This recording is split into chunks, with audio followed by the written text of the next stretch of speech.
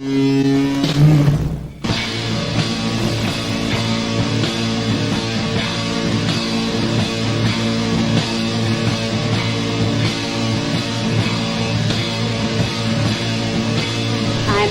Morris with the NSA. We have identified some very, very interesting anomalous type of aircraft. Traffic is quite luminous and is exhibiting some non-ballistic motion. Over. Move very rapidly at any speed or whether any direction it wanted to go. Fly could change and go to the right or the left or go crossways without hesitating a bit. What do you think it was? Well, if they call it a flying saucer, that's what it is.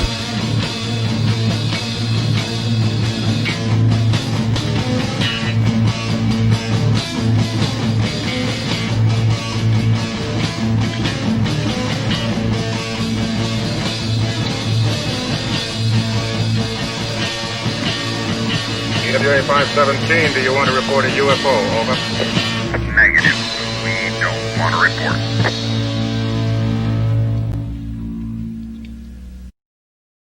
Look, it wasn't my worst Wednesday night.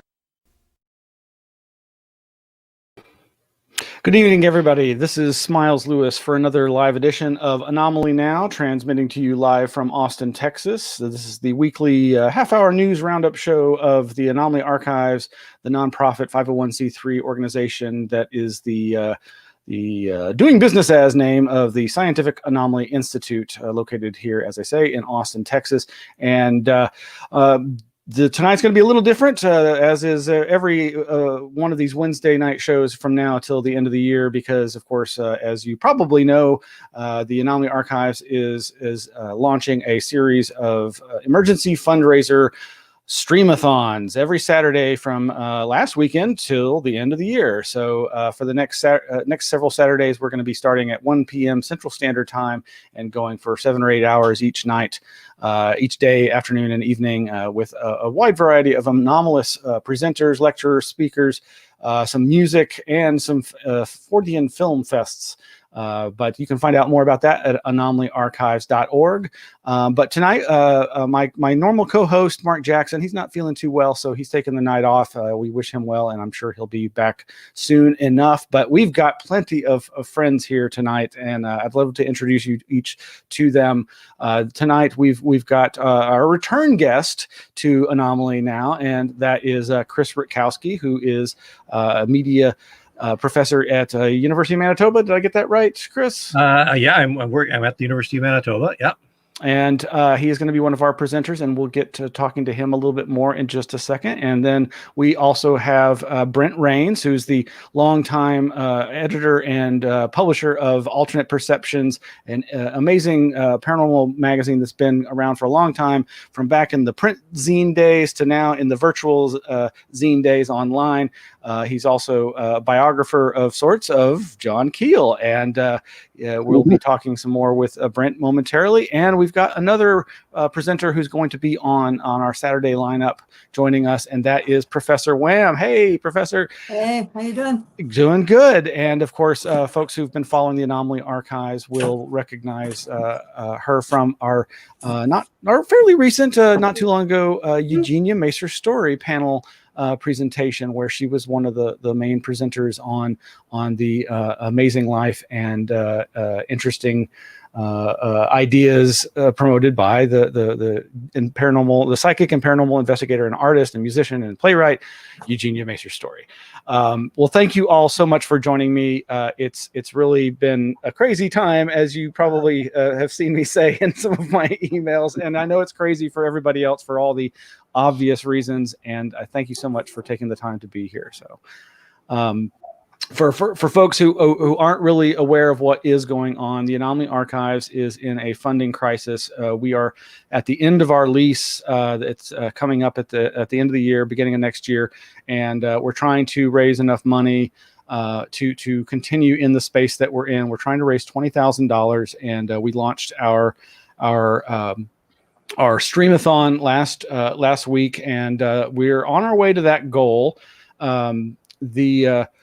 you can go to our website, anomalyarchives.org, and you can see the schedule for all the upcoming Streamathon events, including the one coming up for this weekend that features our guests here tonight.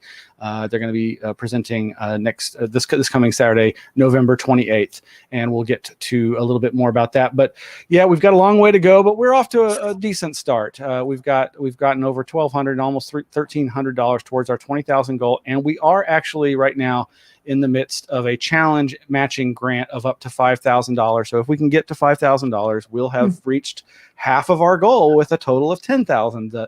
So of course, we know everybody's having a really tough time right now, and we don't want people to give if they aren't in a position to do so. But again, folks can go to the website and see more information about that. We also this wonderful artwork by one of our other upcoming Saturday presenters, Miguel Romero, aka RPJ, Red Pill Junkie. This is a cropped version of this wonderful artwork that's so detailed. It's got so much. It's got a librarian, shushy alien there behind the desk, and a ghost reading human stories book. Mothman taking a peek there, and the MIB rummaging through the file cabinet, and of course Patty or some other named Bigfoot with a bunch of really great books in their arms. So and there's a new merch store supporting that. You can go and you can buy stuff with that image on it, and that of course supports us as well. But here's the big lineup for this Saturday. We've got Miguel Romero starting off at 1:10 p.m. With his presentation on the mysterious Umo affair, and then followed up by at 2:30 p.m. Professor Wham talking about aliens are alienated, and we'll hear more about that momentarily. And then Brent Rains at 3:30 talking about the myths and mysteries of the UFO Matrix. And then at 4:30, Craig Woolheater talking about Caddo creatures, Bigfoot in Jefferson, Texas.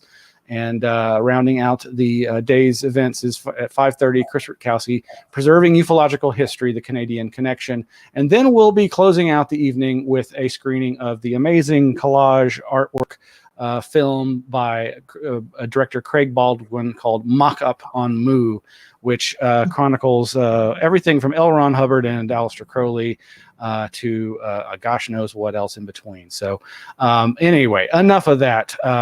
Really just thank you so much, each of you, for being here.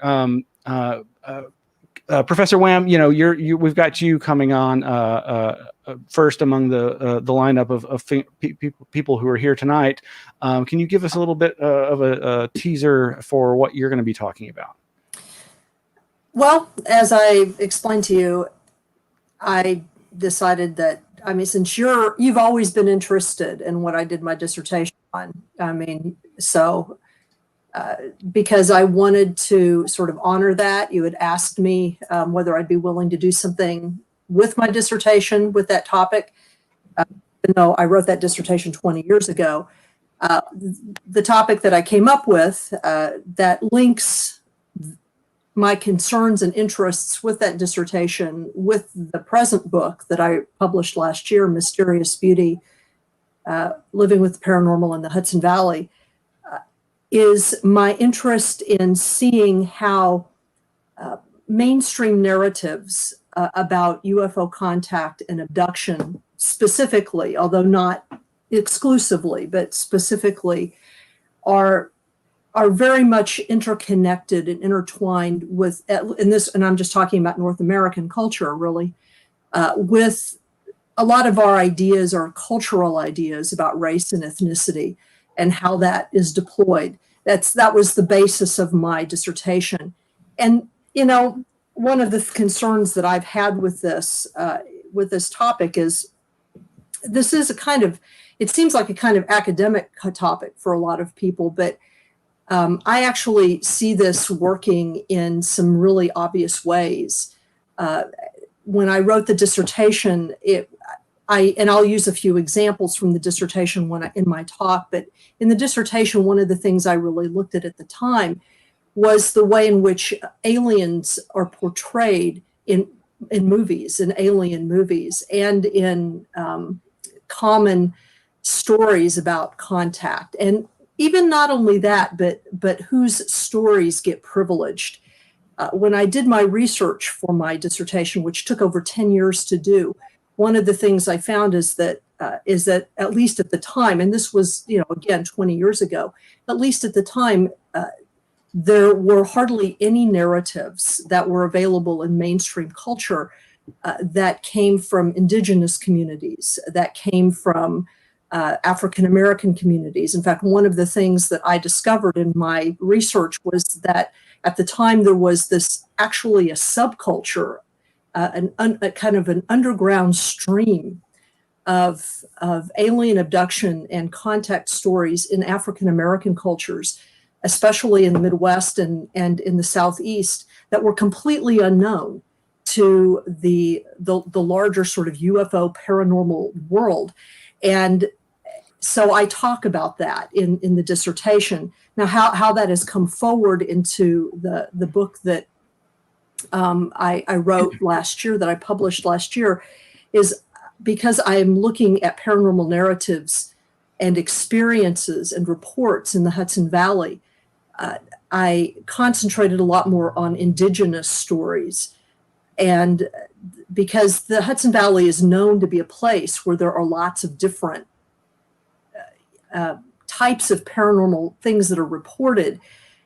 But one of the things that I discovered here was, again, there is this sort of underlying stream of paranormal report that dates to the pre-settler period.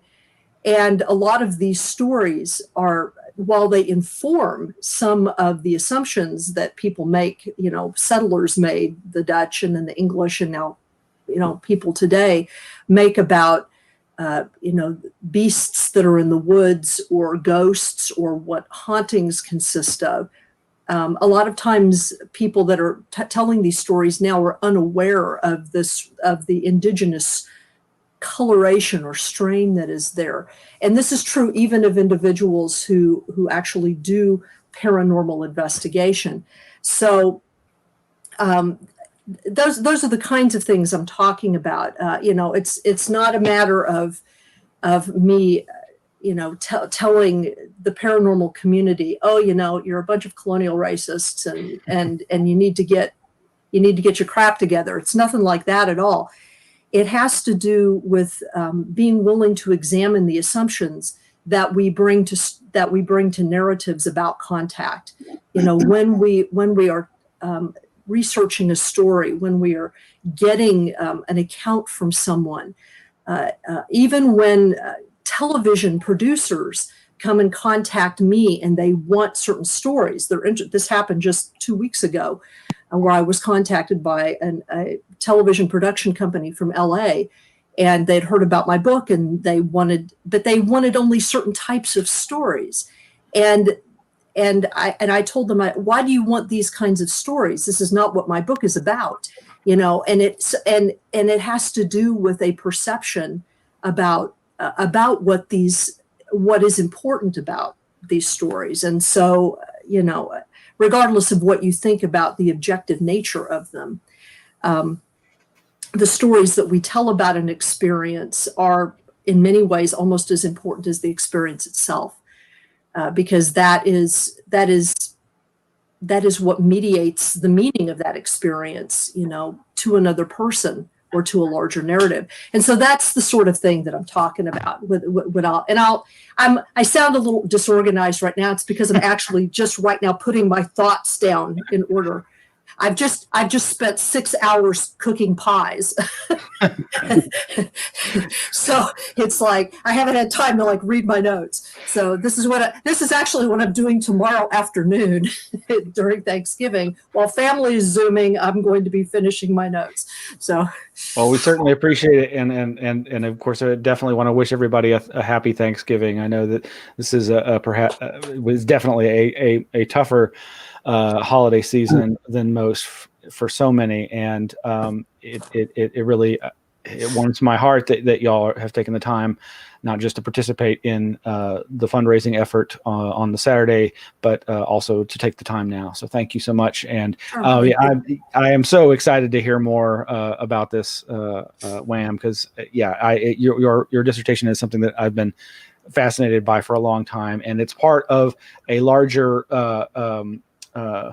collection of academic approaches, anthropological approaches to this very idea and this thread of the colonial aspect and the issues of race and ethnicity. So thank you so much. And I would add that if any of y'all want to stick around after the end of the show to talk about briefly technical stuff, you can, but if you've got a place to go, I totally understand. Anyway, moving right along. Thank you, Wham. And so I guess next up in the lineup for Saturday is Brent. Brent, why don't you tell us a little bit more about, I don't have the title right at hand, but Myths and Mysteries of the UFO Matrix. Yeah. Thank you. No problem.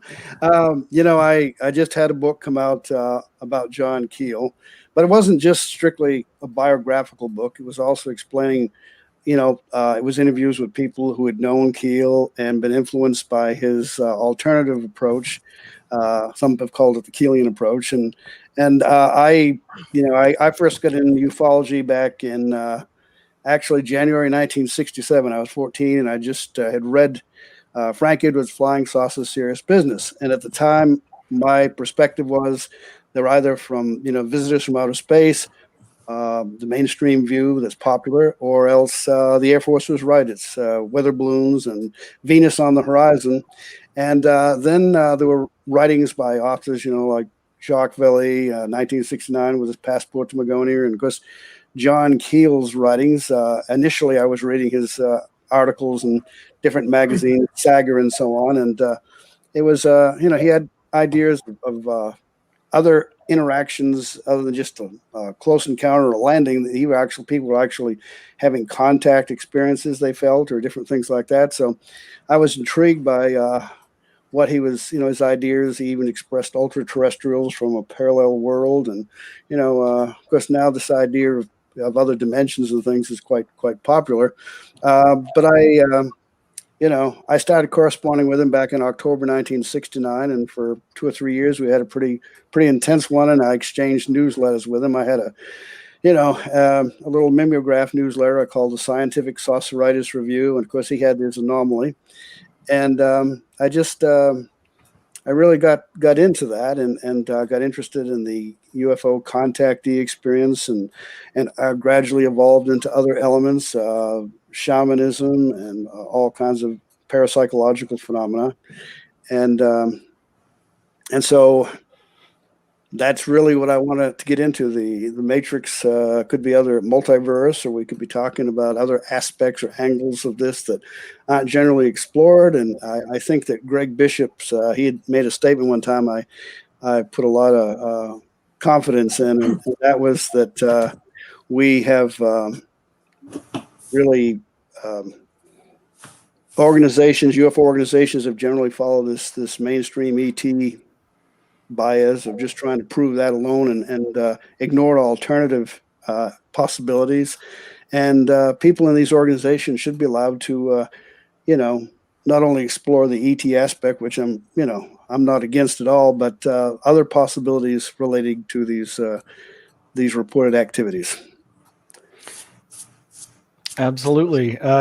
He's Greg, who is also going to be a presenter. He's a longtime dear friend of mine, and he and his zine, The Excluded Middle, back in the 1990s, were one of the big gateways for me to meet so many of these amazing researchers and fellow seekers along the path, and then this weird and varied community. And his. Like so many people, I think there's an arc of discovery and of changing one's perspective. At the same time, I think a lot of us, and I know that I speak for myself at least, that you do get to a point sometimes where it's like, well, you may still take in new information and have new perspectives, but more or less your angle, especially if it's more inclusive and multidisciplinary, can kind of get solidified. And I feel that way myself, but I wouldn't speak for everybody else. But well, thank you, Brent, and people should check out his Alternate Perceptions online mag. What's the actual URL for that? It's apmagazine.info. Right. Thank you. All right. Well, Chris is going to be our next speaker, who's in the lineup, and is actually going to be Craig Wilheater, who, like I said, isn't here tonight. But Chris is going to round out the lineup on Saturday. So preserving ufological history, the Canadian connection, and I know that we mentioned this when he was last on, and one of the things that I'm really glad and proud of Chris for doing is ensuring his legacy and the research that he has done by donating his collection of UFO related materials and probably other fields of entry, but of interest to the University of Manitoba there. And they are, of course, also trying to raise funds for the digitization of those materials. And we'll have a little bit more information about that this Saturday. So Chris, can you give us a little bit about what you're going to be talking about on Saturday? Sure, thanks. It's going to be, like you said, about preserving and maintaining the history of ufology. Actually, I started as a pure Fortean. I started into, as a matter of fact, this is my second book, which on natural history, which covered UFOs, abductions, crop circles, hauntings, and Sasquatch. I also talked about lake monsters. I was fascinated with everything that was going on in this particular part of the world. I ended up interviewing witnesses, doing lots of historical research, and produced that. But I ended up focusing on UFOs because I simply can't do everything. And I found that there was a lot of interest in specifically the UFOs were at the time that I started, which was in the mid-1970s, by talking with people about a UFO flap and a wave that was going on at the time. I was in university, and my astronomy prof didn't want to have anything to do with UFOs, so I gladly took the phone calls on his behalf, and ended up, meeting so many people. I started investigating, writing. I actually have 10 books out now, and along the way, I took an interest in the documentation of all these cases. And in 1989, I began publishing and producing the annual Canadian UFO Survey, which tried to gather in all the data on all the UFO reports filed in Canada, in one country, in a year. And over the years, the numbers of cases increased to the point where we have somewhere in the neighborhood of 1,000 cases per year. And since 1989, we have more than 20,000 UFO cases on file now, and all those cases are they document what's going on in terms of the foundation of ufology. Forget the speculation about disclosure and what's coming next, and there's going to be great revelations. This is what all the ufology is really about, the actual reports. And it's not just reports from civilians, it's also reports from military and government sources, and it goes right up to the present day. And I'm going to try and do something right now. I'm going to share a screen with this. Now, can you see my document by any chance? No, I'm not seeing it popping up yet. Okay, well, forget about that. Then we'll work on that for. Right, that's one of the technical things that we need to. One of the technical things we'll have to work.